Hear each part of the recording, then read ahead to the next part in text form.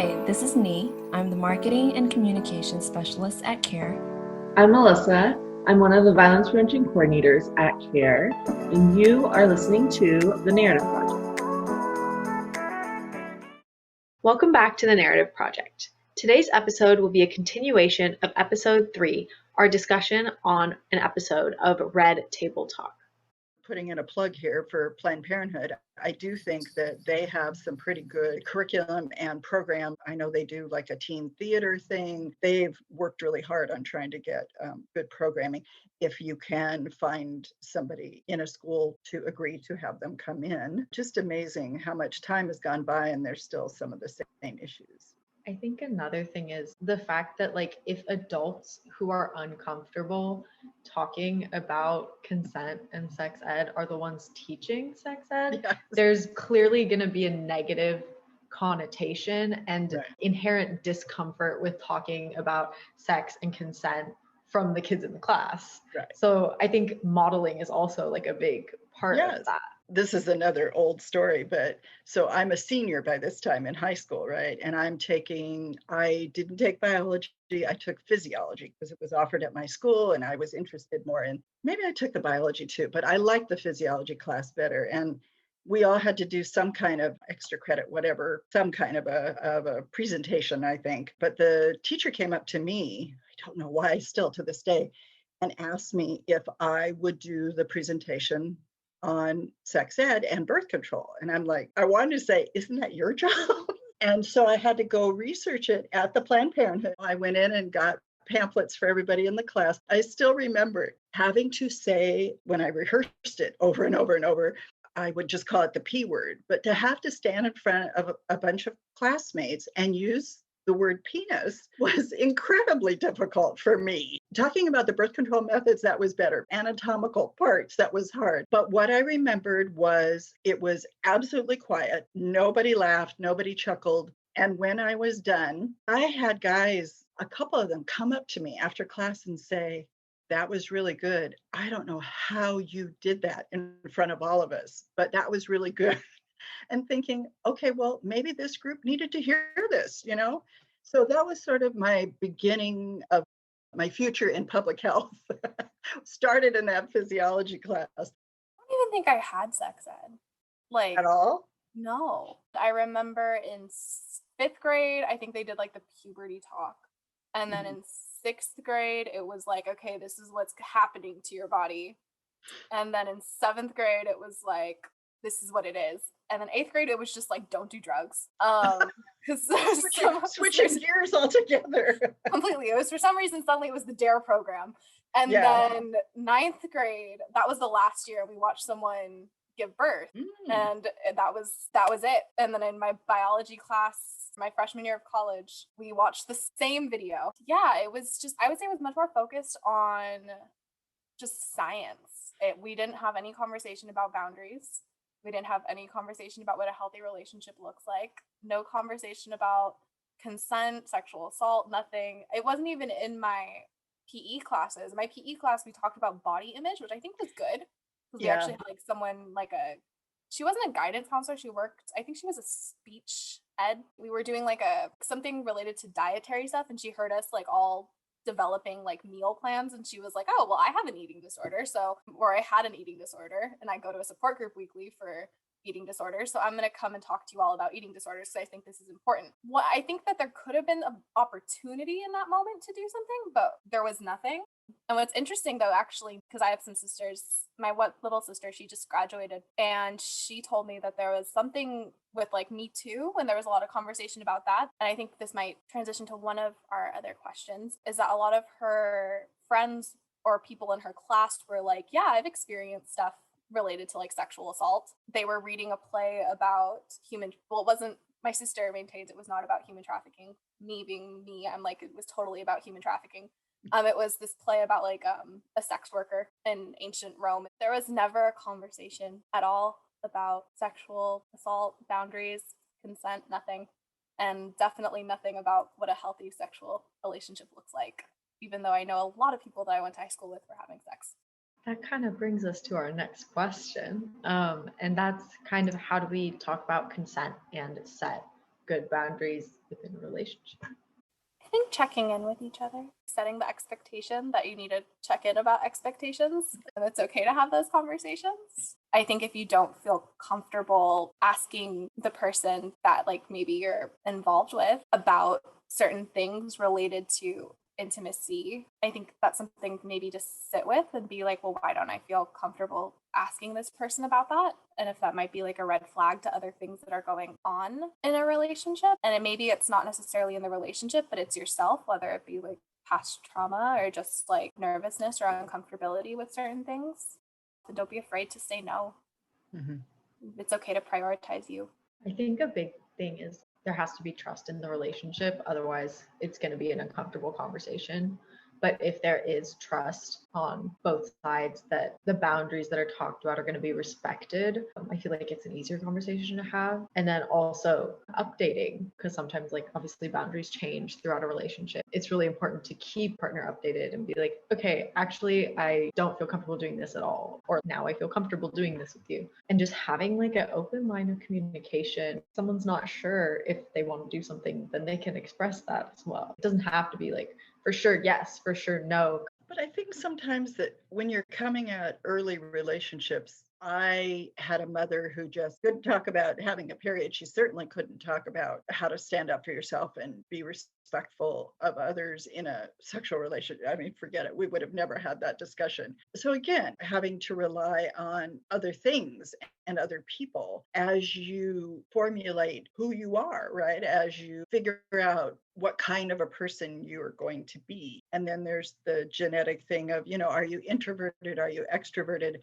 For some people, it might be really hard to even talk about consent. So maybe the person in the relationship that's more outgoing should be the one to start that conversation. In other words, it should be a shared thing, because I know that there are women who maybe wanted to say all that, but somehow just couldn't get those words out because, maybe their upbringing, maybe their personality, whatever it is. And I think consent can also be about other intimate topics too, because as a young person, when I got married, going into a relationship like that, because I had never lived with a boyfriend or anything before I got married, I have this whole thing about the bathroom is mine. Don't come in the bathroom when I'm in the bathroom.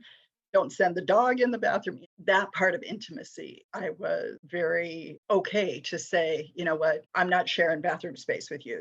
This is my thing. So I was able to verbalize certain things like that early on. But maybe even people feel like if their space gets invaded, say in the shower or the bathroom or whatever it is, wouldn't it be nice to have somebody to tell you, you know what, it's okay to say you don't want them in the bathroom with you, or, you don't feel comfortable showering with your partner. And it's okay to say that.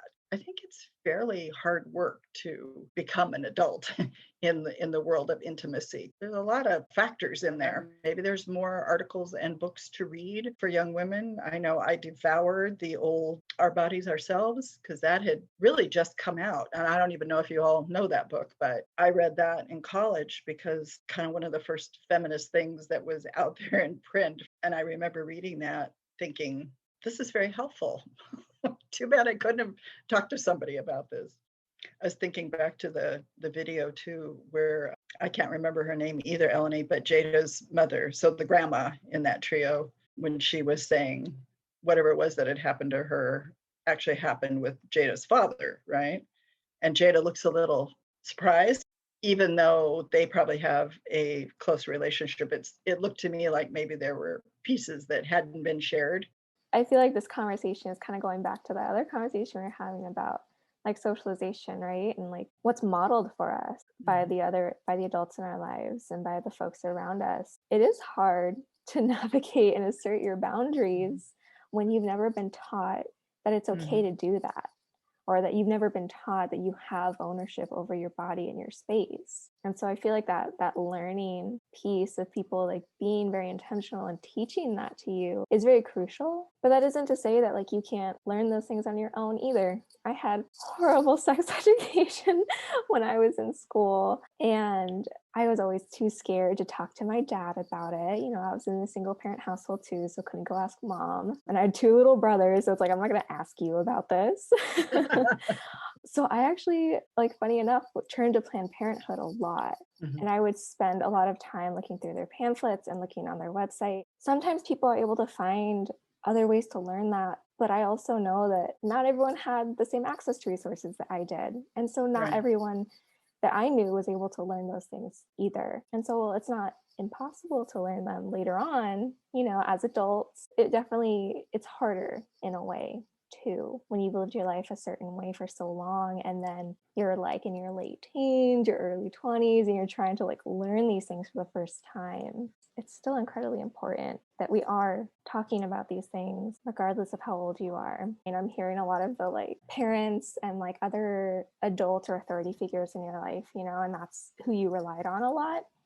And so it makes me think of like, what are other ways that folks can learn? I think that we should send Planned Parenthood this video and say, you've been helpful to a lot of people. Thank goodness that there are resources like that out there. I won't use her name, but a very close friend of mine that I went to college with, more quiet and reserved in terms of talking about important things like this, you know. She married a doctor and she had boys also. I was asking her at some point, you know, what did you tell, for her oldest one was about, you know, blah, blah, blah. And I didn't tell them anything. That was their father's job. He's a doctor. So she left it totally up to her husband, who was a very good guy. So I'm sure he did a great job. I just thought, well, wait, you don't feel like you have anything to offer as their mother? Even somebody that I have been friends with forever and I really respect needed help. Do you know what I'm saying? It's like, she was like, nope, can't do that. Thinking about how can we promote your parent education class, Eleni? You know, how can we help people who didn't have those resources or role models and maybe didn't have the personality that said, well, shoot, I need the answers to these questions. I'm going to go find it somewhere, and just sort of let everything, you know, roll over them, because I think that's how you get young women who end up in situations where they don't feel like they have a voice to say anything, and then they're victimized, or maybe not so far down the road as victimized, but to be uncomfortable in a relationship and not know how to deal with it. I always think that as women, we should reach out to other women and be there as support for them, no matter what age you are. There's a lot of stuff now, like more recently with social media and YouTube and things like that, where people talk explicitly about consent. Like there are sex educators on YouTube that talk about it. And I feel like that's been like a really interesting resource for me. My family is progressive but conservative kind of in values. Both my parents immigrated from Turkey.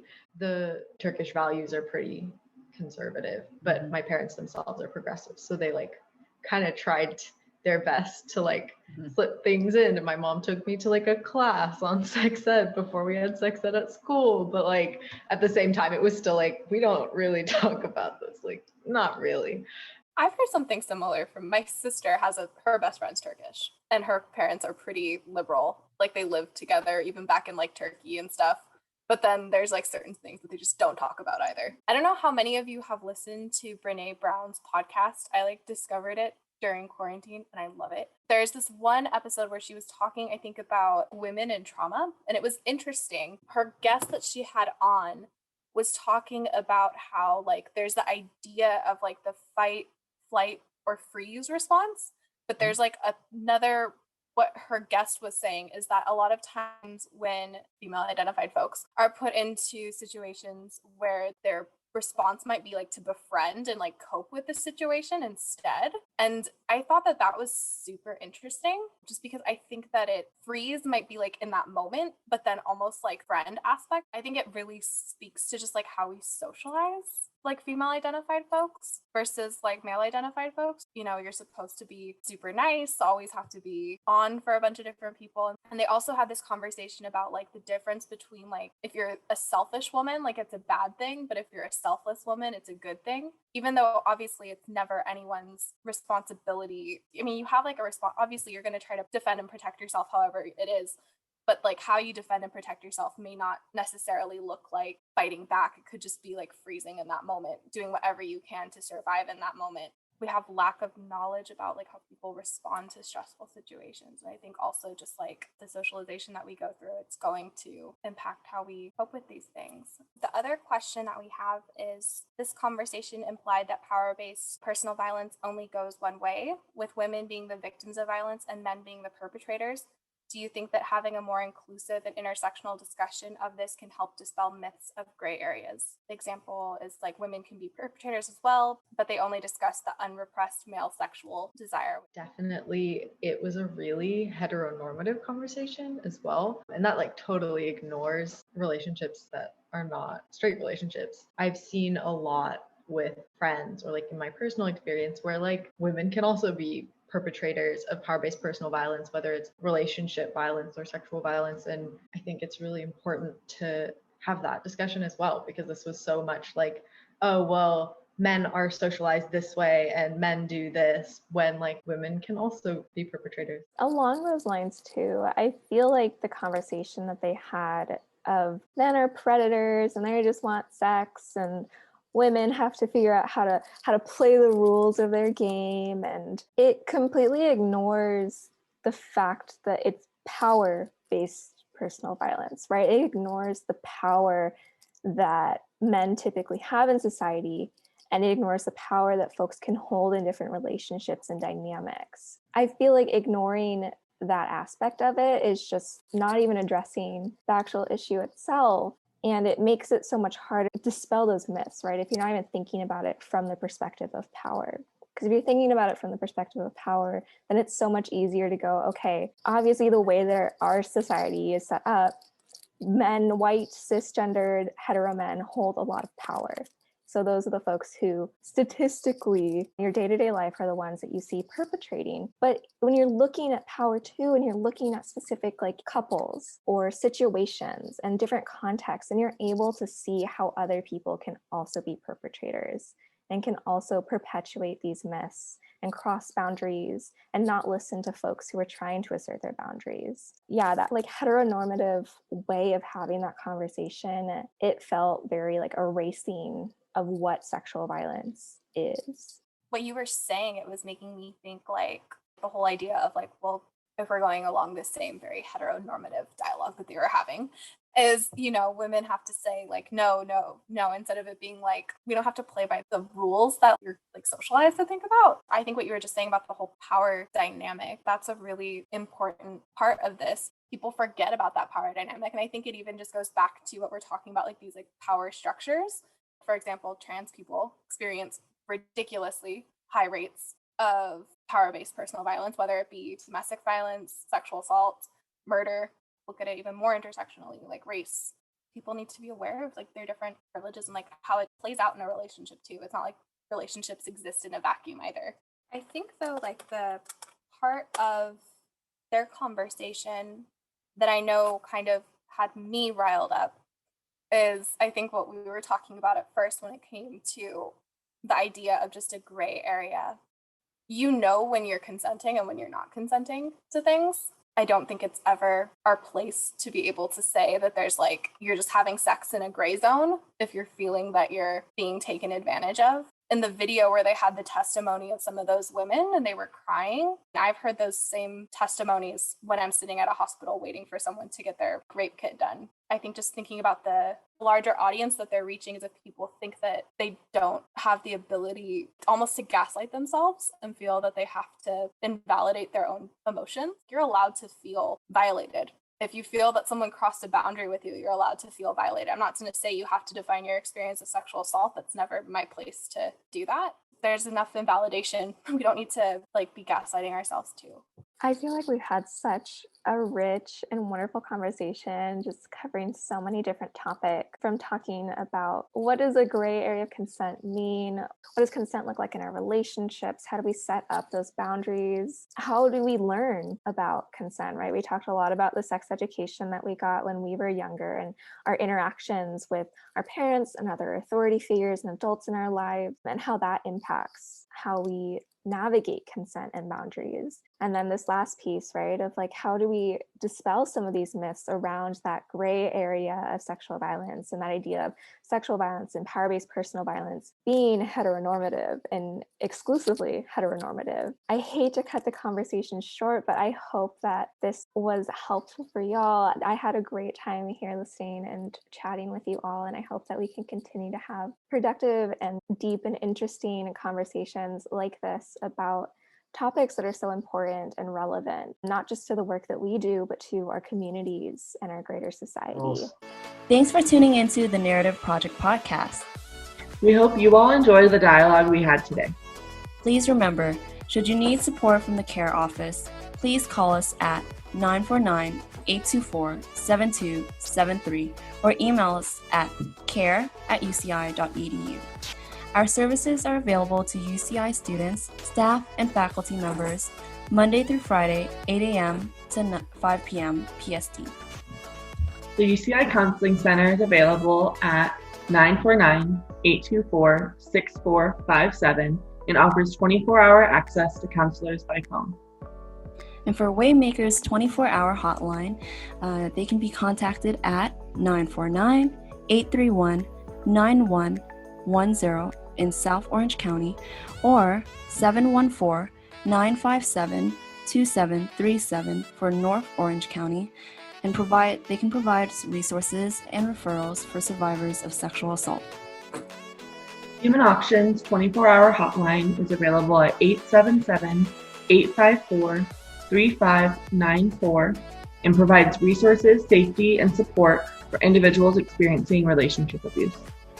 For those outside of Orange County, the National Sexual Assault Hotline can be reached at 1-800-656-4673 or through online chat at rain.org.